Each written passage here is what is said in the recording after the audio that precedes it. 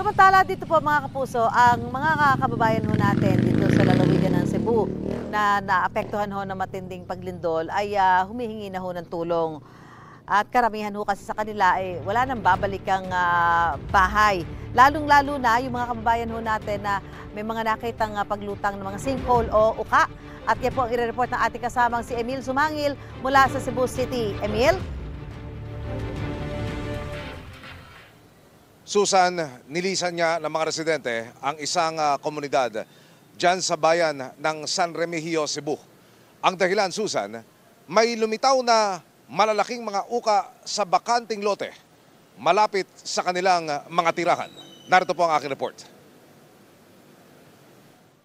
Tanong ng mga residente ng Purok Siniguela sa Barangay Poblasyon sa bayan ng San Remigio, ano itong uka sa lupa na bigla na lang daw lumitaw malapit sa kanilang mga bahay? Nung paglindol lang, doon lang namin nalaman nung pag-evacuate na namin kasi nahulog doon yung pinsan ko. Kami lahat ng taga doon, hindi na kasi kami, wala na kasi kaming balak dito doon kasi parang hindi na safe yung lugar namin. Kung sinkhole ba yun?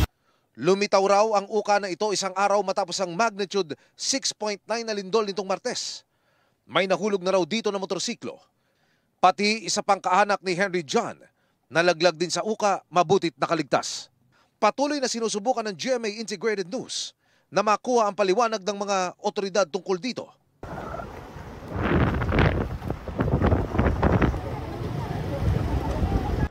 Samantala, ganito ngayon ang sitwasyon sa mga kalsada patungong Northern Cebu.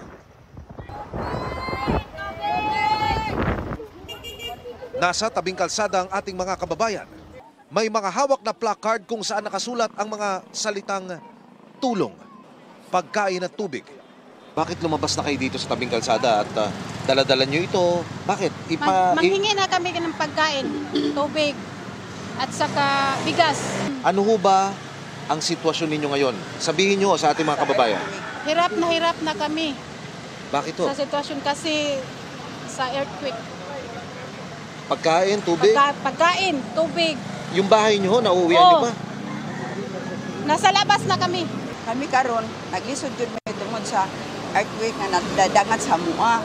Kami karon ana namin maghigda magabiis sa kana ang laplin sa dalan o laplin sa kanang walay kuan kay magsige pa man gyapon og ana ang earthquake. Gaano kahirap? Hirap na gyud, sir.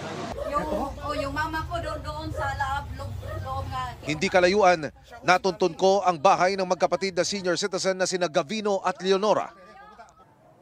Mga kapuso, ikita ko po sa inyo anong klaseng sitwasyon ang kinasasadlakan ngayon ng ating mga kababayan. Ito po sa bayan naman ng Borbon.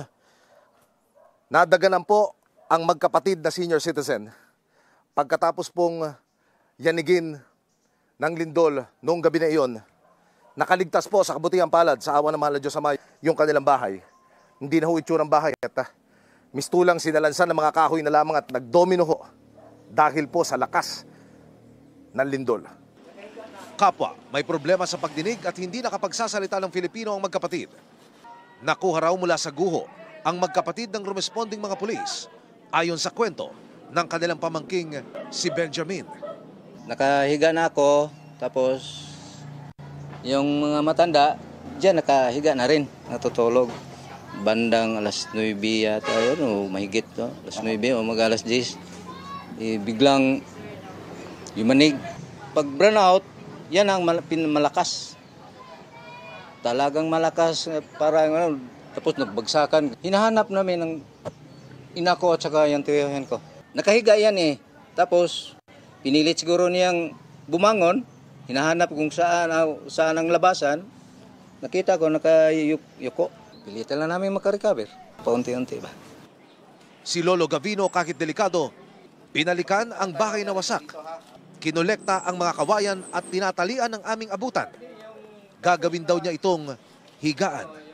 Pilit niya hong kinukumpune yung mga piraso ng kawayan na tali, tapos may sako siya. Dito ho pala yung kanyang higaan, nagkasira-sira. So, susubukan niya lahat para makabuo uli ng mapapakinabangan mula ho doon sa mga gamit na sinira ho ng lindol. Sa barangay naman ng Cogon sa Bogo, Inabutan namin ang isang truck na puno ng patuka ng manok na nahulog sa taniman sa gilid, makarang iwas-iwas ng pagyanig. Akala ko yung parang hangin lang ba, gumagalaw yung mga kahoy. Tapos, parang di na kahit ang truck, sumasayaw na yung truck. Huminto na ako, hindi na kaya, hindi na control. Imbes yung truck pababa, papunta na doon. Hanggang sa yung galaw ng truck, parang patagilid na, pabilis ng pabilis. Pumutok na yung mga tagiliran namin. Bumibiyahe patungong Medellin ang truck nang abutan ng lindol sa kalsada. Mula Bugo, tinungo naman namin ang bayan ng San Remigio na isa rin sa lubhang tinamaan ng lindol. Sa sports complex na ito, namatay ang ilan sa ating mga kababayan. Mga kapuso, restricted at hindi po pinahihintulutan ang sino mang makapasok dito po sa San Remigio Sports Complex. Sa kauna-unahang pagkakataon mula nang maganap ang lindol, ipakikita po namin sa inyo kung ano ang naging itsura ng damage sa loob po ng Coliseum mula nang maganap ang nasabing lindol. Sa impormasyong aming natanggap mula po sa mga otoridad, hindi po bababa sa 5 ang nasawi na pawang mga manlalaro ng basketball sa isang liga nang madaganan ng mga gumuhong parte ng Coliseum. Tingnan nyo mga kapuso ang itsura ng pintuan pa lamang ng sports complex. Hindi na ho mapakikinabangan pa. At habang pumapasok ko, hanggang sa marating natin ang basketball court ng Coliseum, ganito po ang madaratnan. Hindi na rin mapapakinabangan dahil ang kisame at ang pader kailangan nang ipacheck sa mga otoridad dahil baka anumang oras gumuho dulot ng mga aftershocks. Pati ang ilang pang government office sa likuran, pinadapa ng lindol. Mga kapuso, sa likod lamang ng San Remigio Sports Complex, matatagpuan ang opisina ng Traffic Department ng munisipalidad. Pero tingnan niyo po ang itsura ngayon ng tanggapan. Listulang nawalan ng paa ang struktura. Bumigay ang mga poste at ang bubungan nasa flooring na.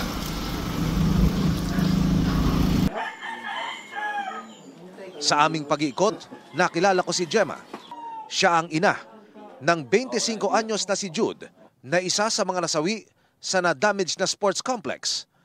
Ayon kay Gemma, nag-referee noon si Jude sa isang liga at sa kalagitnaan ng inter-agency game, naganap ang lindol at nabagsakan ng semento ang bunsong anak. Naulihin naman siya pagawas sir nga.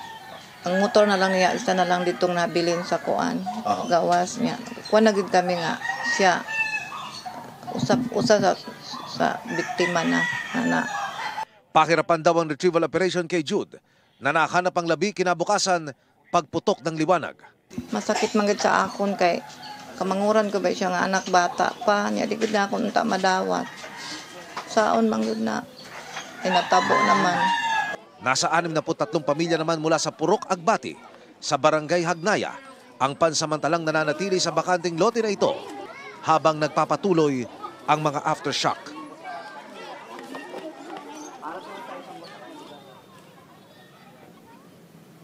Isa po ang Philippine Red Cross sa mga nagtatayo ngayon ng mga temporary shelter at tent sa mga tabing kalsada at vacant lots. Ito ay para sa mga kababayan nating ayaw pa rin bumalik sa kanilang mga tirahan sa takot po ng mga aftershock. Mula po rito sa Cebu City, para sa Unang Balita, Emil Sumangil, reporting. Gusto mo bang mauna sa mga balita?